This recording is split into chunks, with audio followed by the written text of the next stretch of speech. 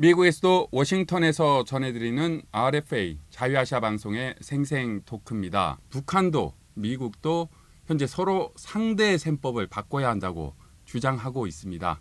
취재기자와 얘기 나눠보겠습니다.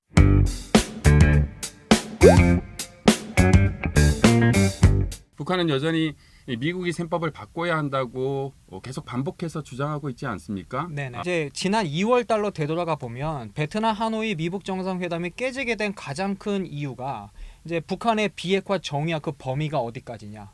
그리고 북한이 원하는 그 대북 제재 완화를 과연 미국이 들어줄 수 있느냐. 그렇죠. 이 두 가지 사안이 결국 결렬되면서 베트남 하노이 정상회담이 결국 깨졌잖아요. 네.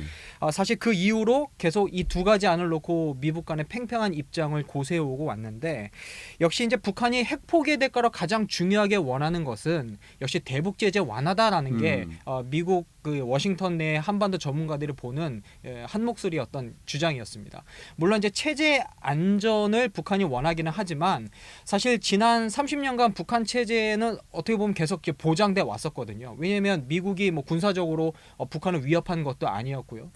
결국 북한이 주장하는 그 체제 안전이라는 것은 결국 따지고 보면 이 대북 제재로 인해서 결국 김정은 정권의 돈줄이 막혔고 네. 그것이 어떤 체제를 운영해 나가는 데 있어서 어려움이 있었기 때문에 결국 대북 제재 완화를 통해서 이 체제의 어떤 그 운영이 계속 이루어지는 것이 진정한 이제 체제 안전이다 이제 이렇게 주장하고 있는 거거든요.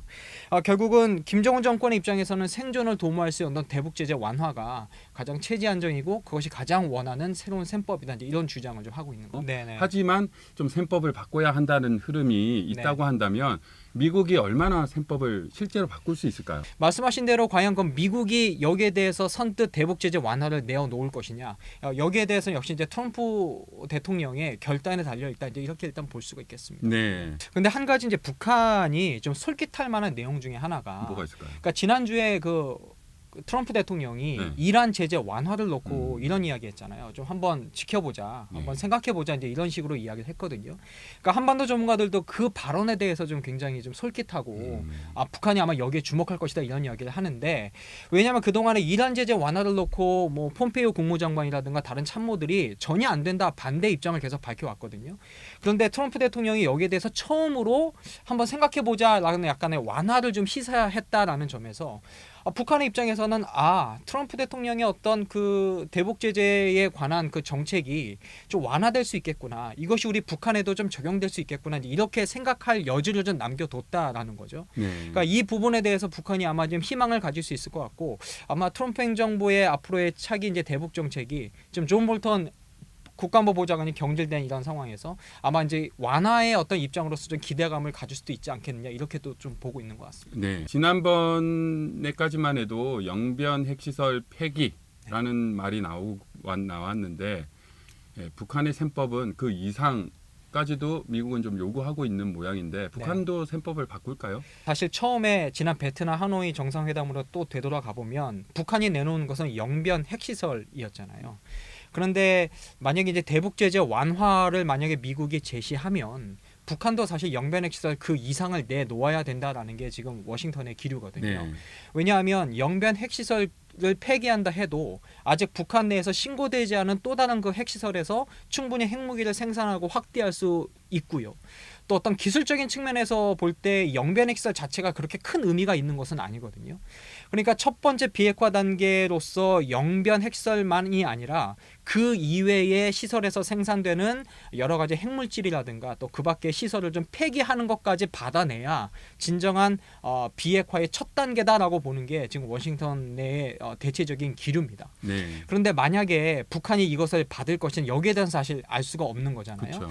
그래서 이제 이런 이야기도 있어요. 그럼 첫 단계로서 일단은 그 영변 핵시설 받고 대북 제재 완화 주고 여기에서 일단 돌파구를 마련한 뒤에 계속 단계적으로 주고받으면서 비핵화 단계에 이뤄나가는 것이 첫 단추로서는 그렇게 나쁘지 않다. 뭐 이렇게 보는 견해도 좀 있습니다. 네, 사실은 그렇게 진행되는 과정이 이 미북 간의 실무 협상에서 그렇죠. 논의가 돼야 되는 건데 이 큰 합의를 이루려면 결국 미북 정상회담까지 실무회담이 연결돼야 되는 건데 미북 실무 협상 어떻게 전망됩니까? 사실 이제 실무 협상이 재개가 되면서 이제 관심이 여기에 좀 쏠리고 있는데 사실 그 이전에도 워싱턴에서는 어떤 기류였냐면 실무 협상이 재개가 돼도 네. 북한과 미국 간의 견해차가 너무 크기 때문에 사실 실무 협상에서 특별한 진전을 이루기 좀 어렵지 않겠느냐 이런 견해가 좀 우세했습니다. 또 사실 실무 협상단에 나오는 북한 측 대표단이나 또 미국 측의 뭐 스티븐 비건 대북 측 특별 대표도 그렇게 막강한 권한을 가진 건 아니잖아요. 결국 지금 북미 간의 협상은 결국은 이제 탑다운 형식으로 이루어지고 있기 때문에 북한도 사실 트럼프 대통령만을 협상 대상으로 일단 보고 있습니다.